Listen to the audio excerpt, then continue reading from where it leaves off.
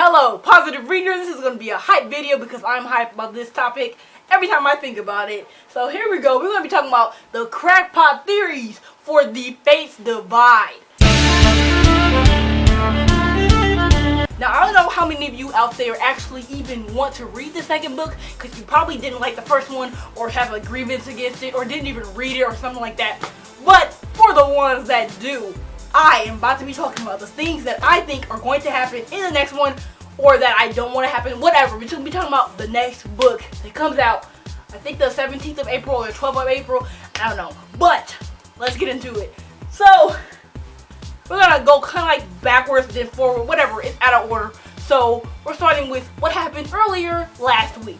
So I was on Instagram, and Veronica Roth has an Instagram, obviously, if you don't know, like, so I follow her, obviously, and she posted something about the Fates Divide, and I was like, ooh, that's a nice cover, nice book, hey, and I said something like, in the comments, I was like, cause, okay, I'm just gonna, spoiler alert, if you read it, then you can stay. If you didn't read it and want to read it, mute the stream or leave or something. Why are you even here? But anyway, so the main character, well, half the main character, I like both of them kind of like equally, so I don't care. But Akos, my little bean boy, his fate is that he is supposed to die in service to the family Novik, which is the next main character, Syra. I love her too. I really like identify with her. But anyway, so Syra's family, he's supposed to die in service to them. I'm like, I think not. You're not gonna die at all. But we all know what Veronica does with characters and deaths and making us really annoyed with the character deaths. Even though Triss, I already knew it was gonna happen, and I'm sorry if I just spoiled you, but I mean, I'm sorry. But I already knew it was gonna happen, but it still really wrecked my life, and I know it's gonna wreck me even more if Akos dies, and I am just not ready for it. So we're gonna talk about what this said in this comment. So I commented, if Akos dies, I'm suing. And then you know what she replied? LOL. LOL, laugh out loud? Really? About my feelings? You know I feel, you don't play with my feelings like this. My heart is hurting right now because I already know what she did with the Legion, and we already know, and now she doesn't even, she basically spoiled the end, unless she doesn't actually kill him.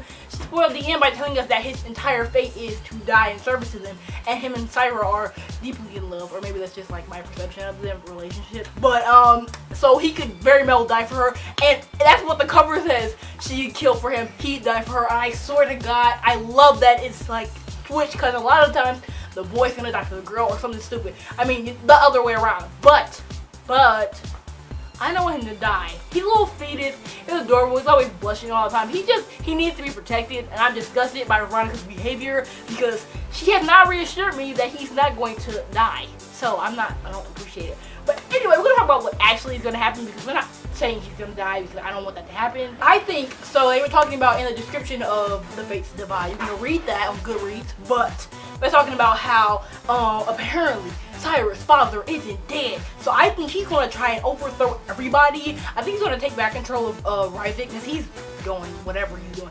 But it's gonna be kind of hard because Syra and them already like scooped him up or whatever from the arena. So because he wasn't dead and Syra didn't want to kill him because Akos said him to kill him. Basically, I think that's what's going to happen. He's going to try and take control of the entire world because the entire everything is messed up now, because the people and the resistance or whatever have already basically taken over because they took the leader of the other thing.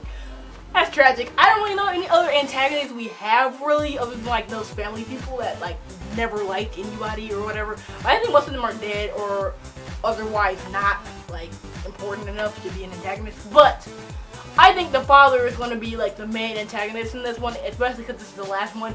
Showdown between Ryzik, not Ryzik. I think Ryzik is going to betray them or something, because after he already came too. But if he gets out of there, it's over for all of them, and it's really tragic, and I don't want anybody to die.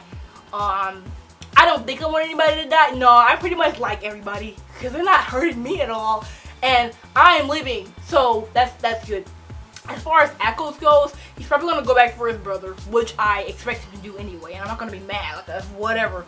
I completely support him 100% because that's what I would do too. So, he's going to try and go back, and I can't think of anybody who would actually try and stop them. So I think he might be doing good, except for himself. his brother might try to stop him himself, which will be bad. But I think he'll succeed, and maybe they'll get to walk off into some sunset as brothers for life, and I will be really, really happy. But Veronica is not good with happy endings, even though she did give us We Can Be Mended, and I know everybody hates it, but I love that book, or that excerpt, or whatever, to death. I cried literally reading that little 2-page thing because I did not realize how much I needed the closure. I think that main antagonist, Cyrus' dad, I forgot his name, Ryder's probably going to betray them or something stupid, or get out or escape or something. Agos is going to go back for his brother. We don't know what's going on with that.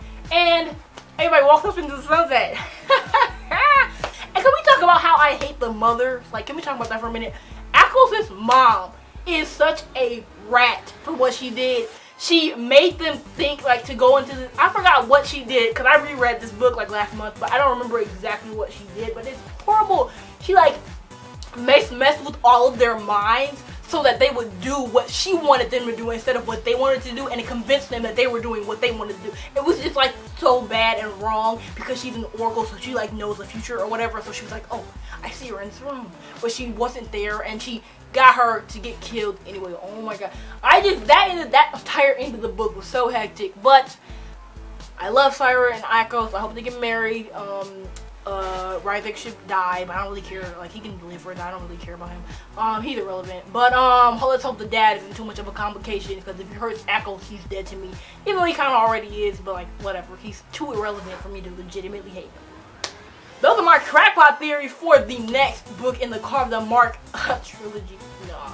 Duology, the last book. Let's just hope Akos doesn't die. I'm gonna start a petition. Akos doesn't die, because if he dies, Veronica's life is over.